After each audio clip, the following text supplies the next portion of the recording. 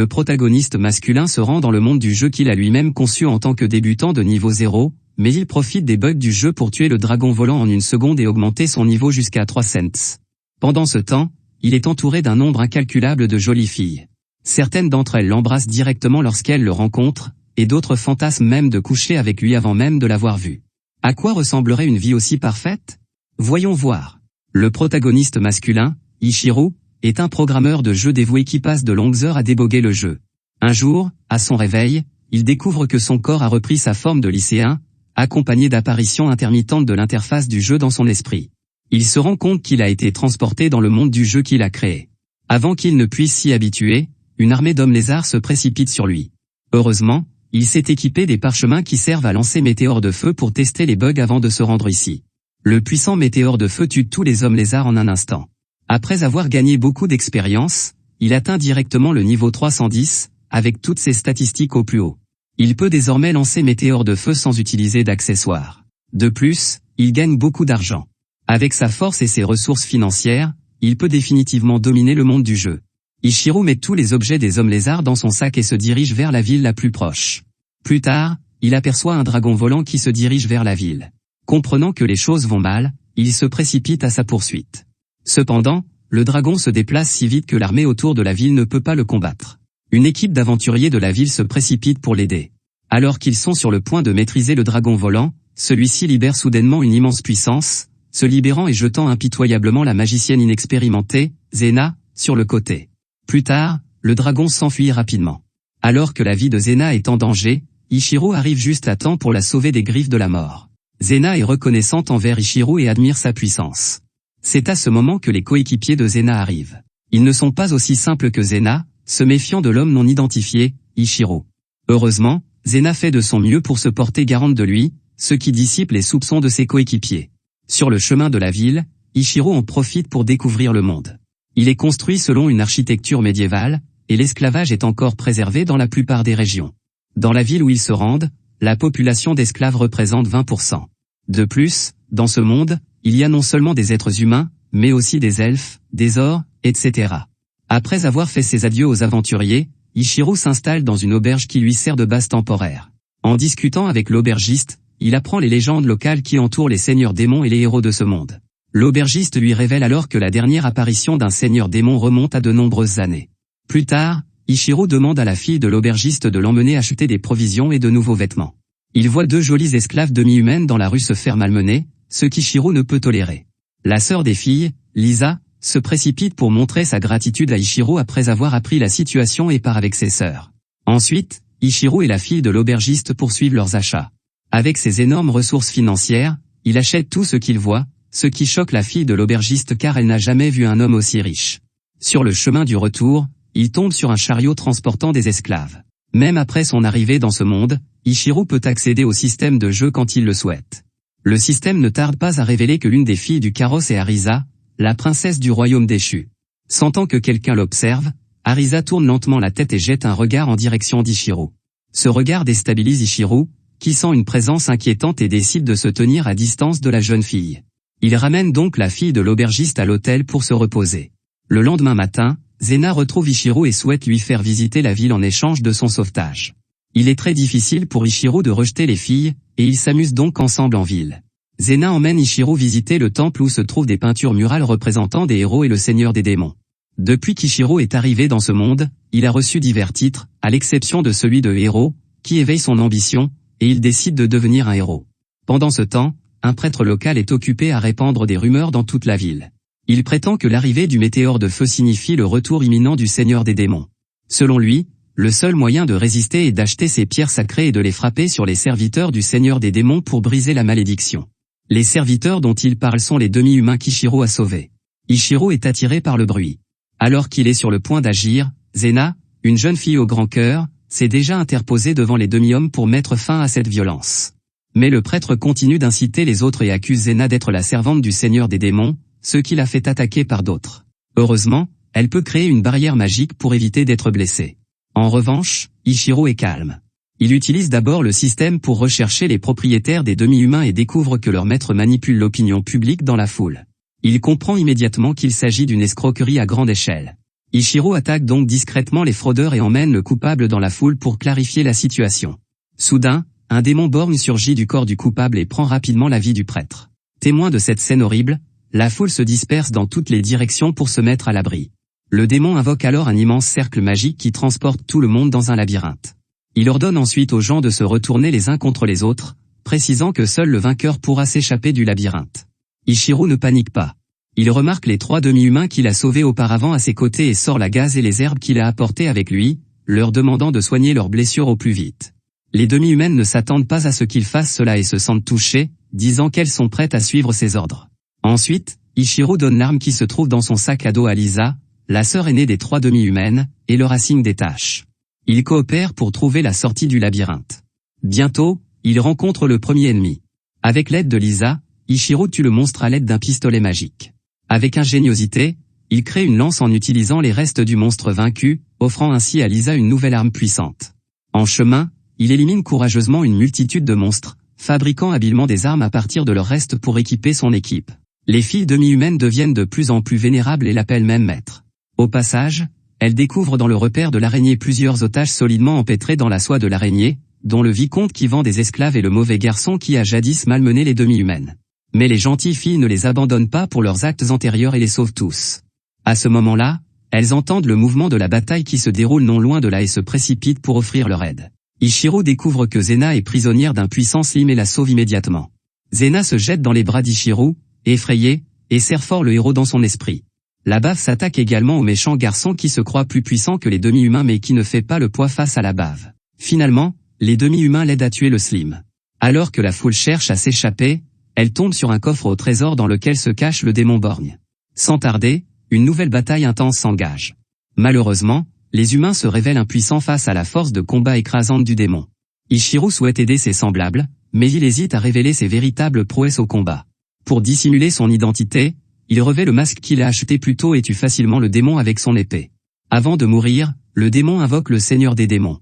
L'épée d'Ichiro peut causer de gros dégâts au seigneur des démons, mais maintenant qu'il n'a plus le titre de héros, il ne peut plus exercer le pouvoir de l'épée, et ne peut donc que trouver d'autres moyens de combattre le seigneur des démons. Il se souvient qu'il a accidentellement tué le dieu dragon avec la compétence météore de feu et qu'il a obtenu le titre de massacreur. Il s'équipe alors de toutes les compétences d'abattage. Comme il le pensait, il tue le seigneur démon avec une simple épée brisée et conduit les autres à s'échapper du labyrinthe. Ensuite, pour montrer sa gratitude, le vicomte choisit soigneusement plusieurs esclaves à lui offrir, dont la princesse du royaume détruit, Arisa. Il semble qu'Ichiro ne puisse se passer de rencontrer Arisa. Avant qu'il ne puisse se présenter, elle crie son nom. Il a rapidement une idée en tête. Se rapprochant progressivement d'Arisa, Ichiro l'informe calmement en japonais qu'il y a une araignée sur sa tête. Observant sa réaction effrayée, il comprend qu'elle est, comme lui, une transmigrationniste capable d'accéder à des informations par le biais du système. Respectant son identité de transmigrationniste, Ichiro recueille Arisa et sa sœur. Plus tard, il emmène ses filles manger et leur achète de nouveaux vêtements, ce qui surprend ses esclaves.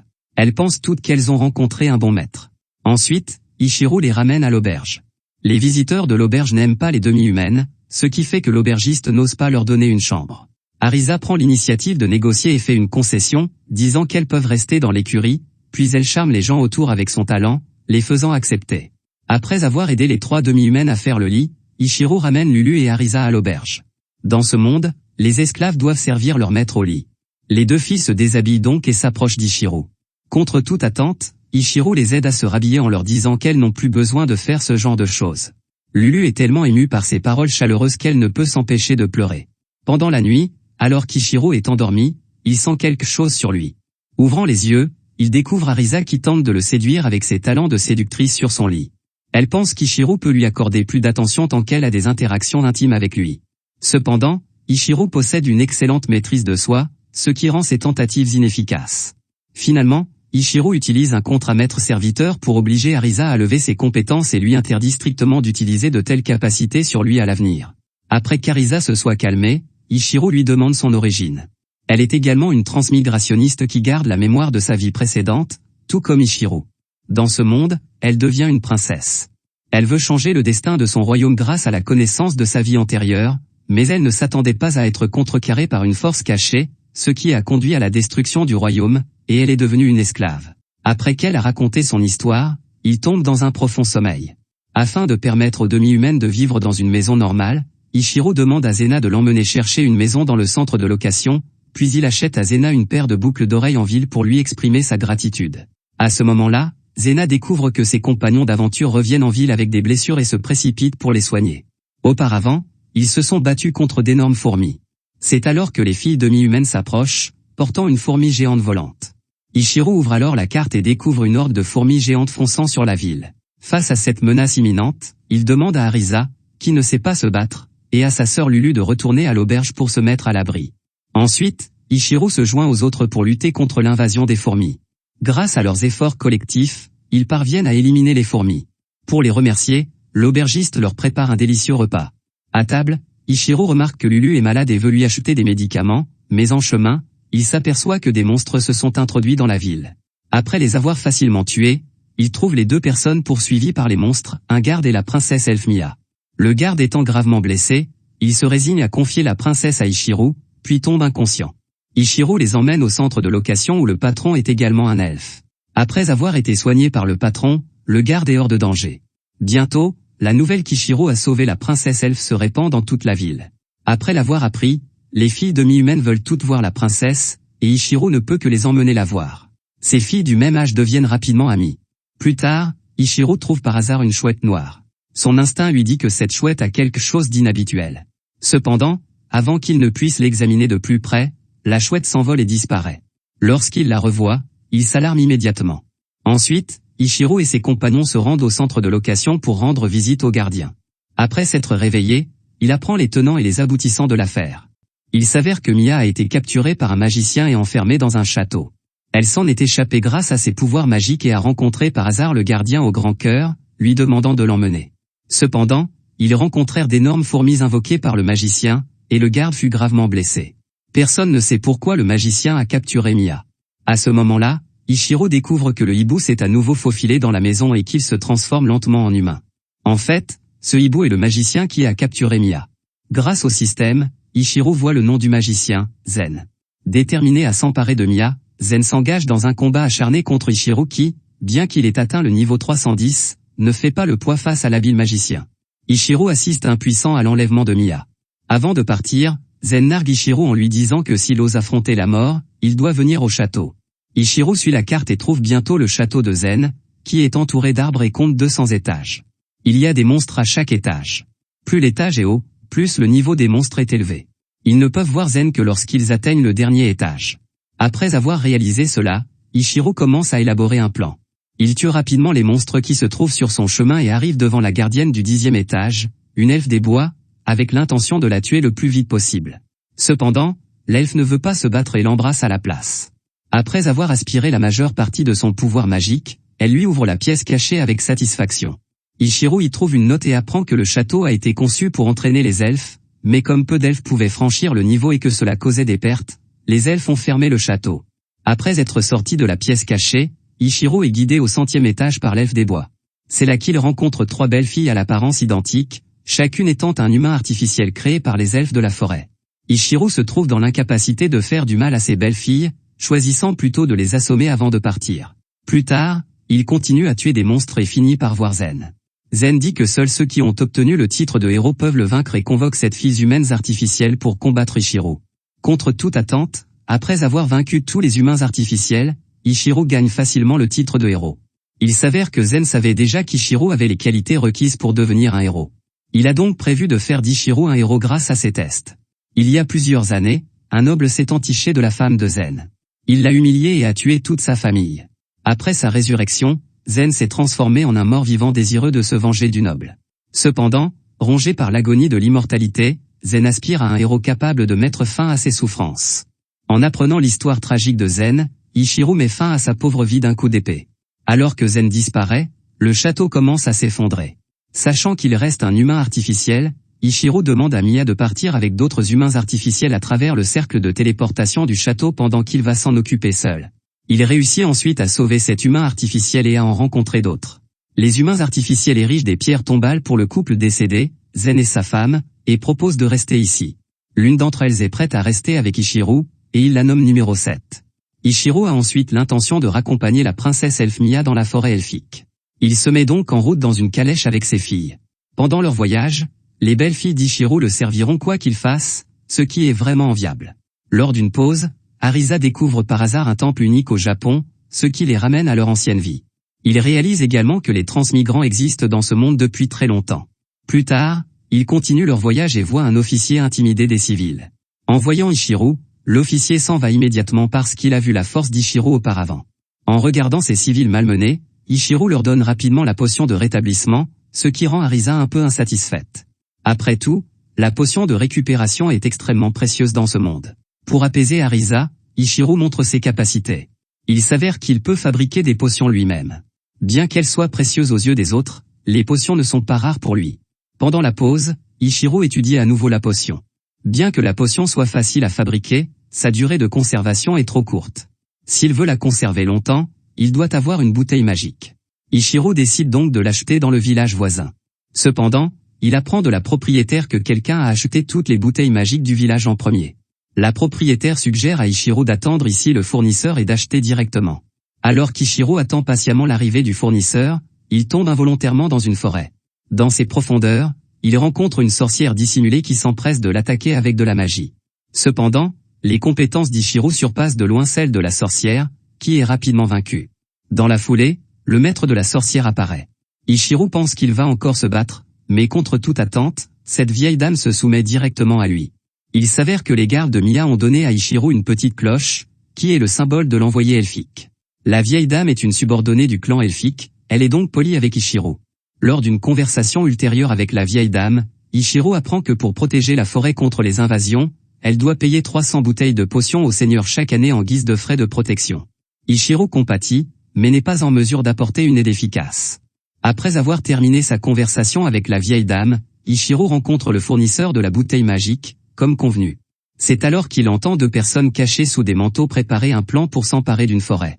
À ce moment-là, Ichiro ne se rend pas compte que la forêt dont il parle est celle où se trouve la vieille dame.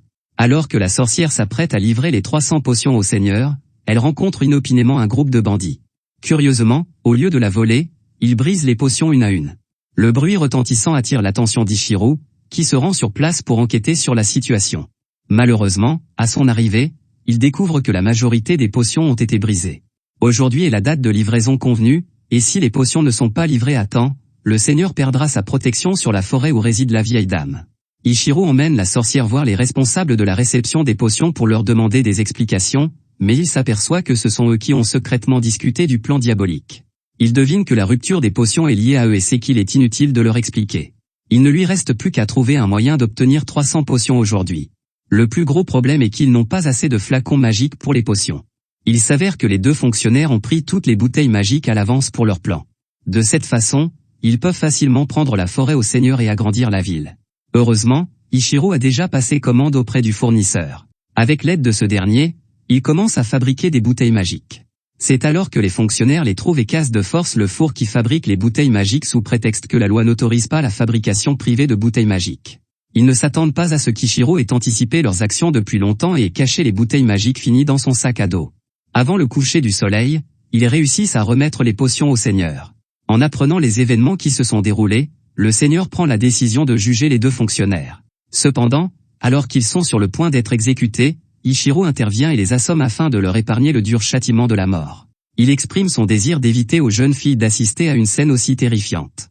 Après avoir fait ses adieux à la sorcière et à ses compagnons, Ichiro entreprend un nouveau voyage avec les jeunes filles, ce qui marque la fin de cet anime. Arisa et Ichiro sont tous deux des transmigrants, mais Arisa n'a pas la même chance qu'Ichiro. En fait, dans la réalité, la plupart d'entre nous, tout comme Arisa, ne peuvent pas bénéficier d'un avantage absolu à la naissance. Nous ne pouvons atteindre un certain niveau qu'en échouant constamment et en travaillant dur après l'échec. Même si nous souffrons au cours de ce processus, je ne pense pas que ce soit une mauvaise chose, car le passé n'est qu'un prologue. Si vous souffrez aujourd'hui, soyez courageux et n'abandonnez pas.